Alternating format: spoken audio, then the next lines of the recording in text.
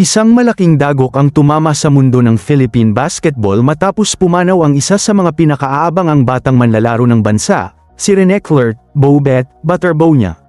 Ngunit sino nga ba si Rene Clert Butterbonia, at bakit maraming Pilipino ang labis na nalungkot sa kanyang biglaang pagpanaw? Si Rene Clert Butterbonia ay isang 19 anyos na basketball standout mula sa Talacogon, Agusan del Sur.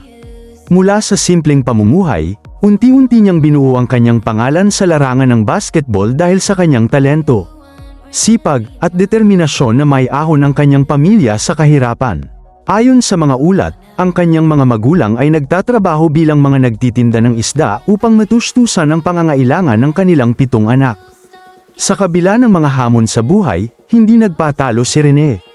Nakilala siya bilang isa sa pinakamahuhusay na batang manlalaro sa Mindanao habang naglalaro para sa Ateneo de Davao. Lalong sumikat ang kanyang pangalan nang pangunahan niya ang Davao Region sa makasaysayang kampyonato sa Palarong Pambansa 2025. Kung saan nagtala sila ng kauna-unahang gintong medalya sa boys basketball para sa kanilang rehiyon. Dahil sa kanyang natatanging performance, siya rin ang itinanghal na Most Valuable Player o MVP ng torneo at napabilang sa Mythical 5. Hindi lamang sa palarong pambansa umangat ang kanyang karera. Naging bahagi rin siya ng Philippine delegation na nagwagi ng gintong medalya sa 14th ASEAN School Games sa Brunei noong 2025. Sa bawat laban, ipinakita niya ang husay, puso, at dedikasyon na naging inspirasyon sa maraming kabataang atleta. Dahil sa kanyang kahusayan, nakakuha siya ng pagkakataong makapaglaro para sa Ateneo de Manila University. Inaasahan sana siyang magsuot ng jersey ng Ateneo Blue Eagles sa UAAP Season 89 at maging isa sa mga bagong mukha ng programa sa ilalim ng veteranong coach na si Tab Baldwin. My name is Clert Butterbonia. I'm from Ateneo de Davao University and my position is power forward. How many MVPCs have you played in already? This is my first time playing in BTC. Kamusta yung feeling?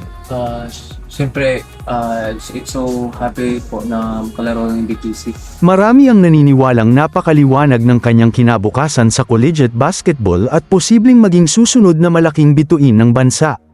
Ngunit noong 8 ng Hunyo taong 2026, nagulat ang buong sports community nang kumpirmahin ng Ateneo de Manila University ang pagpanaw ni Rene Butterbonia at ng kapwa manlalaro na si Divine Adely matapos ang isang trahedyang naganap sa isang team building activity sa Dipakulaw, Aurora. Ang balitang ito ay nagdulot ng matinding kalungkutan sa kanyang pamilya, mga kaibigan, coaches, teammates, at sa buong basketball community.